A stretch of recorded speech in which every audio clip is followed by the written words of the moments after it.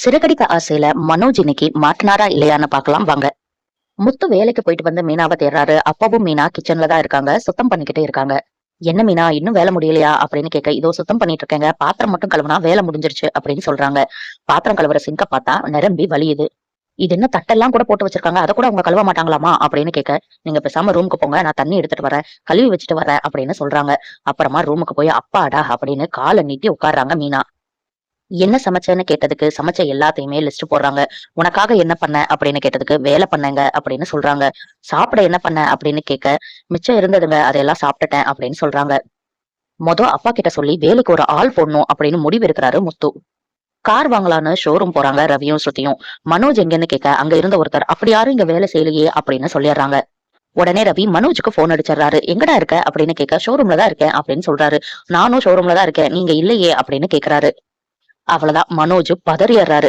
என்கிட்ட சொல்லாம எதுக்குடா ஷோரூம் வந்தா, நான் கிளைண்ட் கூட வெளியே இருக்கேன் அப்படின்னு சொல்றாரு. உன்னை பத்தி இங்க கேட்டா அப்படி ஒருத்தர் இங்க வேலையே செய்யலன்னு சொல்றாங்களேடா அப்படின்னு ரவி சொல்றாரு. சொன்னது யாரு, அவங்க கிட்ட போனை கொடு அப்படின்னு சொல்ல, ரவி போய் போனையும் கொடுக்குறாரு.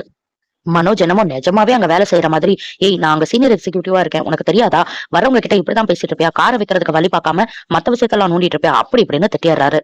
அவரும் சாரி சார் நான் இப்பவே காட்டுறேன் அப்படின்னு சொல்றாரு. ரவி அப்புறம் மனோஜ் கிட்ட, நீயே வந்து ஃபைனலைஸ் பண்ணி கொடுத்தா நாங்க காரை மட்டும் செலக்ட் பண்றோம்னு சொல்றாரு.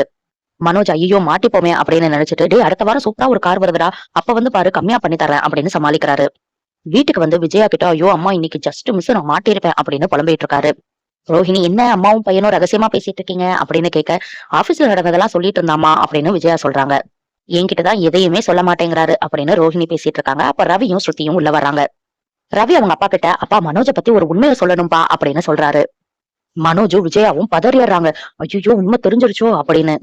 அதுக்கப்புறம் ரவி, நாங்க ஷோரூம் போயிருந்தோம்பா, அங்க மனோஜுக்கு சம மரியாதை அப்படின்னு சொல்றாரு. ரோஹிணிக்கு சந்தோஷமாயிருது, அண்ணாமலையும் பாராட்டுறாரு. ஸ்ருதியும் மனோஜ்க்கு இருக்கிற திறமைக்கு தனியா ஒரு ஷோரூமே வைக்கலாம் அப்படின்னு சொல்றாங்க. ஆமா ஆமா, ரோஹிணியோட அப்பா வந்தா மனோஜுக்கு ஷோரூமே வச்சு கொடுத்தாலும் வச்சு கொடுப்பாரு அப்படின்னு அப்படியே ரோஹிணிய பாக்குறாங்க. அதுக்கெல்லாம் நிறைய காசு வேணும்னு மனோஜ் சொல்ல, ஏண்டா 27 லட்ச ரூபாய் எடுத்துட்டு ஓடி போனீங்க, அது பத்தலையா அப்படின்னு கேட்டுக்கிட்டே என்ட்ரி கொடுக்குறாரு நம்ம முத்து. அதோட விடாம, ஏமா பார்லரம்மா, நீயும் உங்க அப்பாவை பத்தி என்னென்னமோ சொல்ற, இப்ப வரைக்கும் உங்க அப்பாவை கண்ணலையே காட்டலையே அப்படின்னு கேக்குறாரு.